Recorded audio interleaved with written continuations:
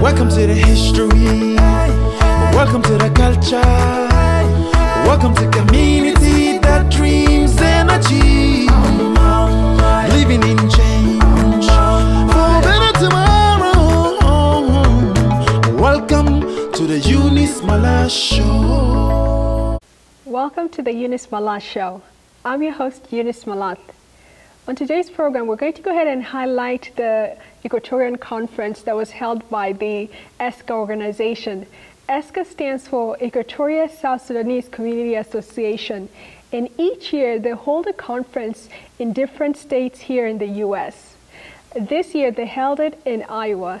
So we're going to go ahead and start the program by the president of ESSCA discussing the organization's objectives and mission.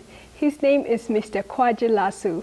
This will be followed by a presentation by Mr. Ladu Gubek, and he's going to talk about Equatoria as a model of peace and unity for South Sudan and the challenges that are facing Equatorians. Then we'll end the night by worship music by the musical band that performed at the conference. Enjoy.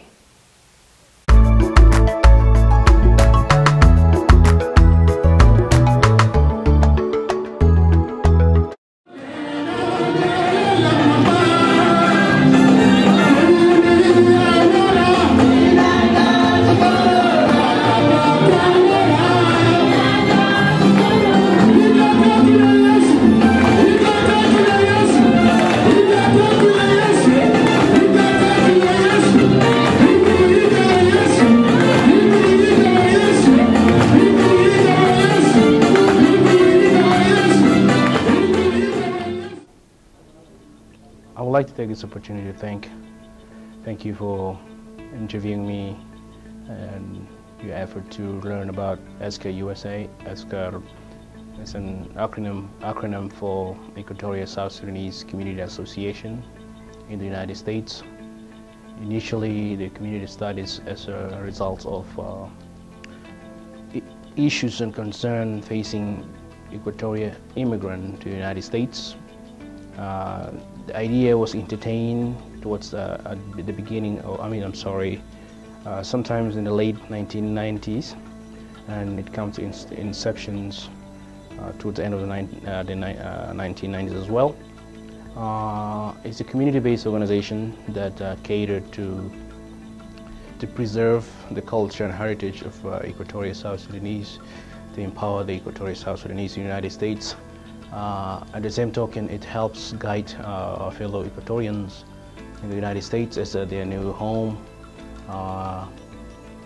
One of the reasons that ESSCA has been, one of the reasons ESSCA has been in function is that the predecessors of this office, or this organization rather, invested time and effort to understand the difficulties that many of us immigrants had faced and continue to face in the United States. Being an advanced country and we coming from the developing nation, we do have a lot of learning process to overcome. And learning, it could be a double-edged sword. The main goal is to benefit you, and also it can derail one's life. That's when ESSCA came about. ESSCA continued to work with the community.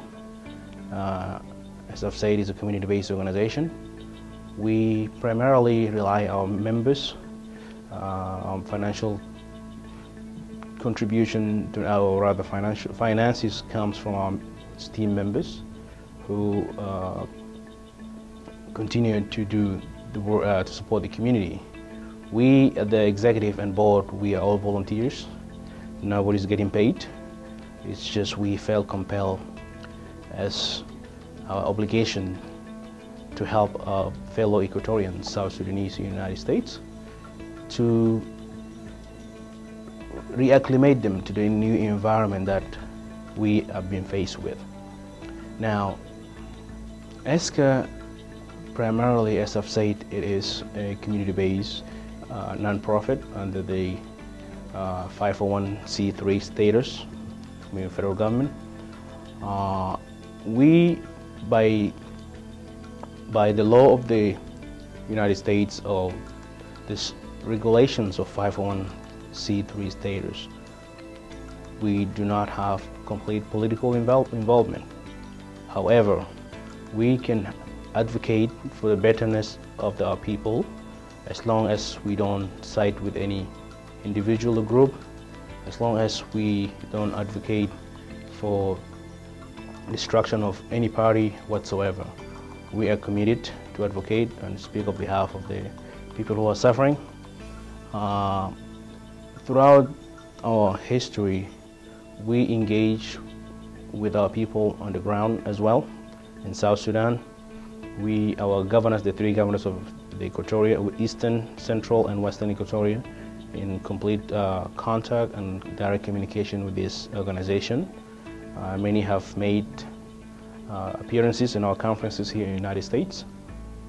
Also, we need to say that our country is very unstable. There's a lot of uncertainty. Insecurity is the major problem, and service delivery in our country. Now, it puts ESSCA in a predicament situation to balance between talking about how can we support our community, how can we do this, how can we engage with our leaders in South Sudan for the betterness of our people back home. Many of us in this country are still linked or connected with our loved ones in South Sudan. We concern about their livelihood, safety, education, healthcare. One of the projects that ESSCA been trying to do is involved in education.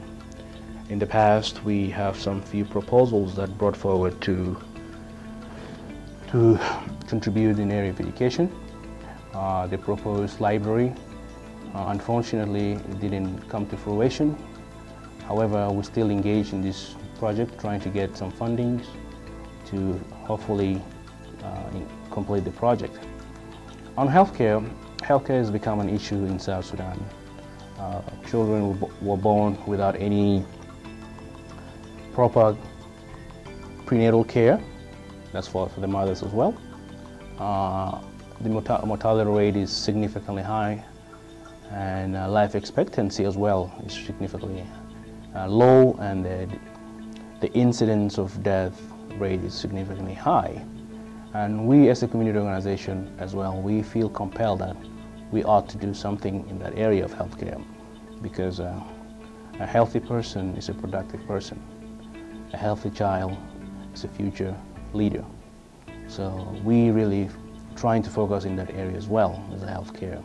It's challenging because the degree of number of people in the profession is very, very insignificant. What I mean by insignificant, in other words, we don't have a good number of physicians per person, per square meter or per square mile. That create a lot of strains to our physicians that will cater for this children, mothers and fathers and elderly, as well as the tertiary level, for example. I mean, what I want trying to say is that the other supporting cast in healthcare is rather very, very poor.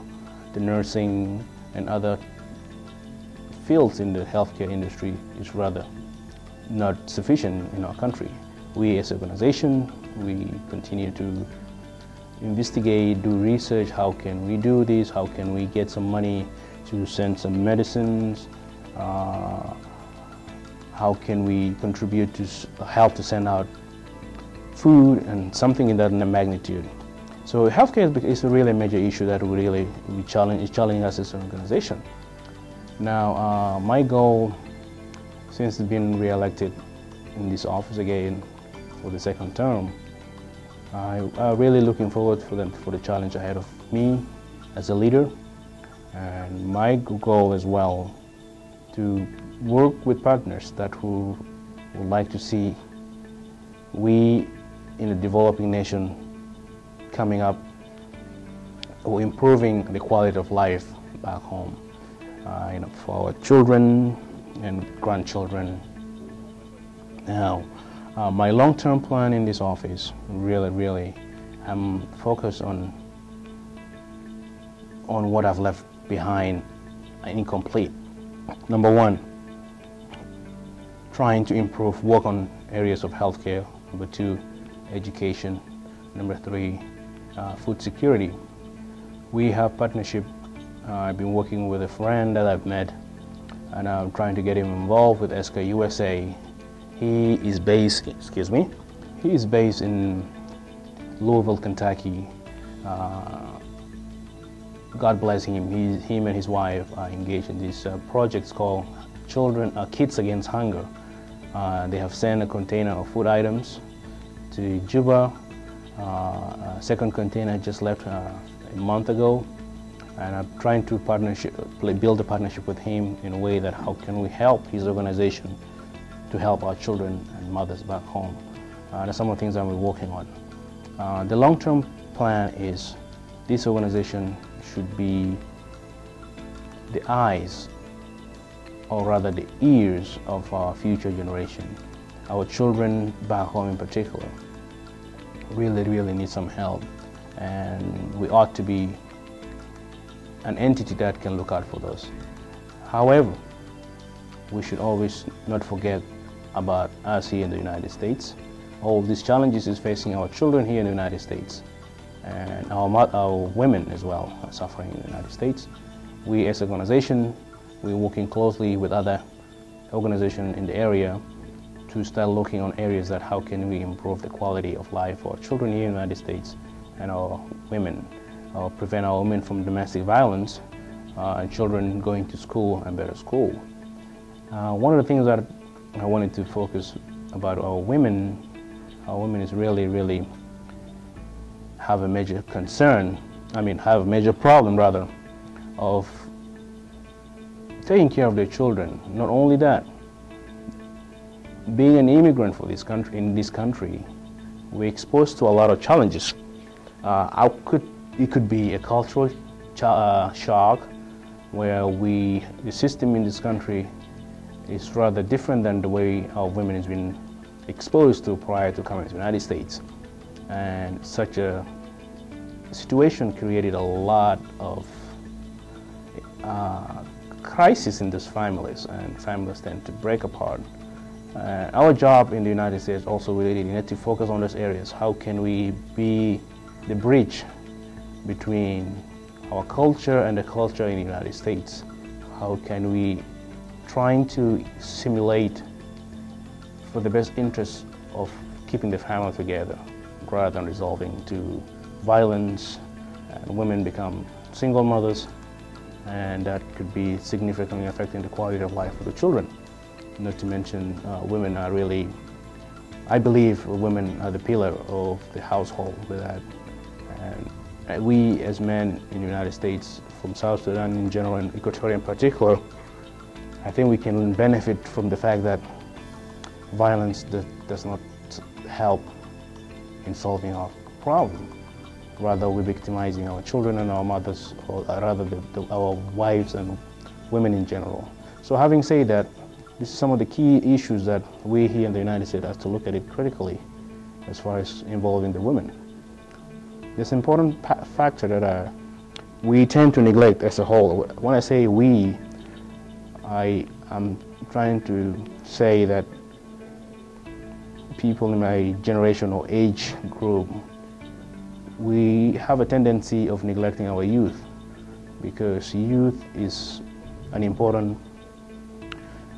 group that has to be brought forward so they can assume the leadership role, to be people of responsibility, people who can abide the rule of law, people who can be a good citizen. All in all, I'm very excited for my next challenge as a second-term president, and I always tell my people one message always. A wise person once said, if I want to get there fast, I'll do it by myself. But if I want to get there safe, we'll do it together. Thank you.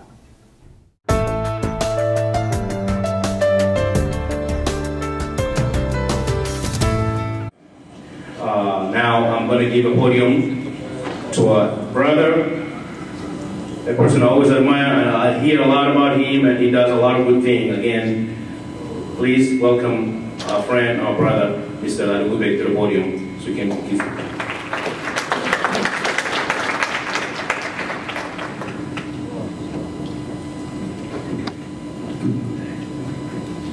Hello, Iowa. Hello, Equatoria. Back to me in Iowa again. ESSCA USA actually began in Iowa. The idea of ESSCA USA began in Iowa back in 2002, exactly in April.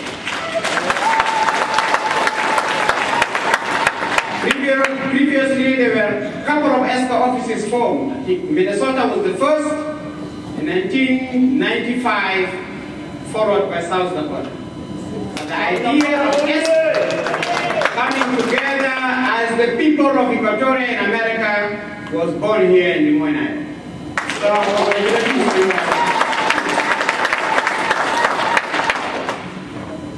I'd like to recognize the leadership of ESSCA USA and ESSCA Iowa and the leadership of Dr. Henry Ojukole for their wonderful work in making this conference a smashing success. I'd like to also recognize the elders of Equatoria among us, and the youth, the mothers, and all of you, my fellow Equatorians. The Apostle Paul writes, the body is a unit, though it is made up of many parts. And though its parts are many, they form one body. Scientists at Cornell University recently found that apple peels contain a dozen compounds that help fight cancer. Another team at Northwestern University discovered that olive oil not only reduces the risk of breast cancer, but also boosts the effectiveness of a drug used to treat that disease. Another study determined that garlic does the body good by relaxing blood vessels and increasing blood flow, thus reducing the risk of heart disease. UCLA researchers concluded that broccoli can boost our immune systems, especially as we get older. And in perhaps the most welcome news, a Tulane University doctoral student proved that chocolate, or rather an extract of cocoa powder, which is found in chocolate, can fight tooth decay, and is actually more effective than fluoride.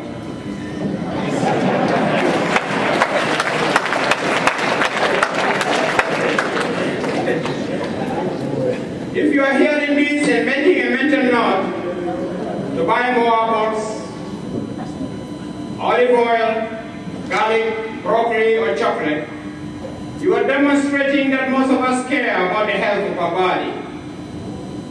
We need to show the same care to the body of Equatoria, and above all, to the larger body to which we all belong, the South Sudan body.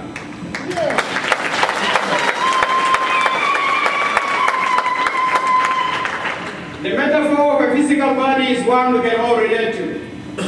It's a picture of unity in diversity. Just as within a body every limb and organ plays its part, so also in the South Sudanese society, every person, ability, and spiritual gift plays its part. Unity is the key truth, since the body has many parts but remains one entity. We gathered here in Des Moines, Iowa this afternoon with a sense of self-belief and a greater need of collective responsibility as Equatorians. We have come together to realize our common destiny as one people, irrespective of tribe, gender, age, disability, religious affiliation, political affiliation, educational background, or economic status.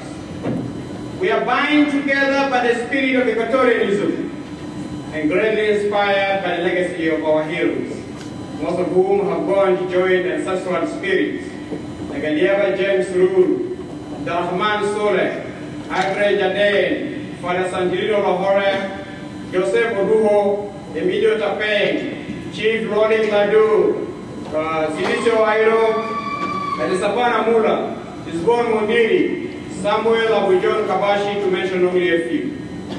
And those who are left to provide leadership and spiritual guidance to the current generation of Equatorians, like Joseph Lagu, Bishop Pari de Taban, Bishop Corino Luguduloro, Peter Cirilo, Oiba Patari Albino, Clement Janda, Addison Manani Magaya, and many others. We are united with a common purpose, by our shared humanity, by our love for each other, by our respect for human rights and human dignity, and with a fundamental belief that is deeply rooted in the hearts and minds of my fellow Equatorians from east to west, that freedom is the birthright of every human being, that all men and women are created equal, that no human being on this planet Earth has the right to end the life of another human being except the Creator, that your life is as precious as my life, that I am my brother's keeper, that I am my sister's keeper. This is why, my friends, Yambio is as peaceful as Des Moines, Iowa, Juba as peaceful as Washington, D.C., and the Equatorians are as united as the Americans.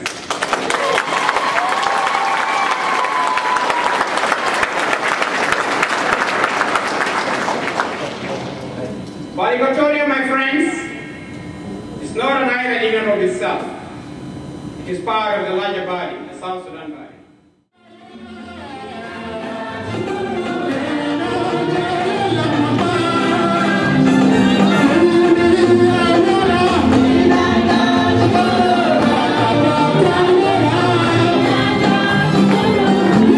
Yes.